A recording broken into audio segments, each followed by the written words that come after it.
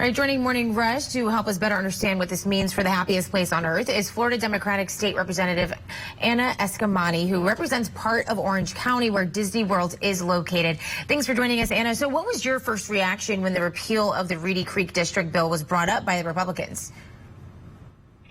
That this is petty, performative, and punitive politics. It's theatrics.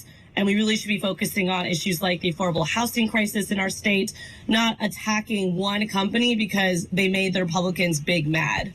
So what does it mean for Disney World if this law is repealed by Desantis?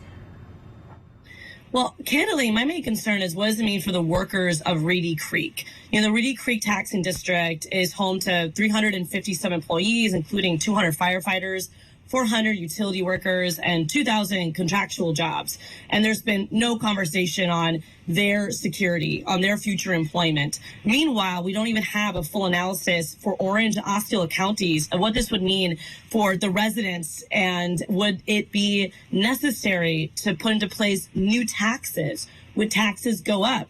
Would Reedy Creek's debt of $1 billion be passed down to constituents in surrounding areas? These are all questions that the Republican Party of Florida never could answer and don't seem to care. Right. It'll be interesting to see what information and studies come out of this. But with the midterms just around the corner, how will this move by Florida Republicans impact lawmakers from both parties looking to get reelected this year? Well, that's a great question. You know, I'm someone who's never taken a penny from Walt Disney World, so it doesn't impact my finances personally as a political candidate. But I do know that many Republicans accept tens of thousands of dollars from Walt Disney World, and they've since paused political contributions, which makes me think that a lot of this petty theatrics is also because Disney paused their contributions to these Republicans. We're also hearing from constituents that they're outraged by this, that as lawmakers, we should be looking at ways to create jobs, not end jobs. And I even have received emails from Republican constituents who've said they will never vote Republican again because of how far this has gone. So on the flip side of this, do you think Disney World, is just too powerful there in the state? Why are they so influential, and is that a problem?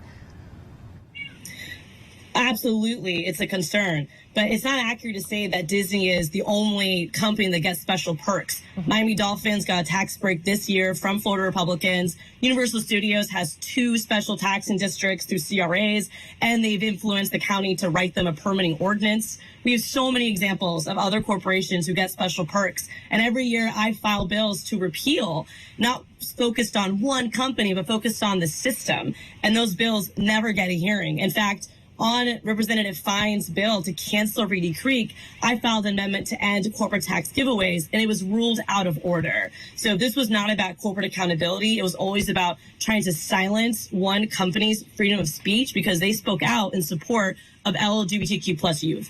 So with this then, do you think that other companies will follow, like the ones that you just mentioned, and will they get rid of that privilege? No, and that's the sad part. This is all about making an example out of one company to bully and silence others into submission. This is not good government. You've heard it from the bill sponsor himself that because Disney kicked the hornet's nest, they're now pursuing these types of punitive and directed attacks on their freedom of speech and on their current business model. Should it be reformed? Absolutely. Should we pass policy to ensure that there's a free market for all businesses to operate on? 100%. But that's not what this is. And as long as other businesses don't challenge Republicans, they will continue to operate business as usual. So the bill also includes some language that would allow the district to be reinstated at some point. So how do you see this being resolved? I imagine there's going to be a lot of back and forth, a lot of appealing here. Well, this is the heart of the point I'm making, right? Is the fact that it doesn't happen immediately is because Florida Republicans, Governor Desantis, they want Disney to come crawling back, asking for forgiveness, creating an example for other businesses to not express their freedom of speech when they have a concern or when their workers have a concern with the decisions being made by those in power. So I don't have a crystal ball to predict the future, but this is a scary precedent that if you express freedom of speech that the governor doesn't like, then you will be punished. That is not an environment that welcomes other businesses. It's certainly not reflective of a strong democracy. All right, Florida State Representative Anna Eskamani, thank you so much for joining us. Have a good one. Thank you.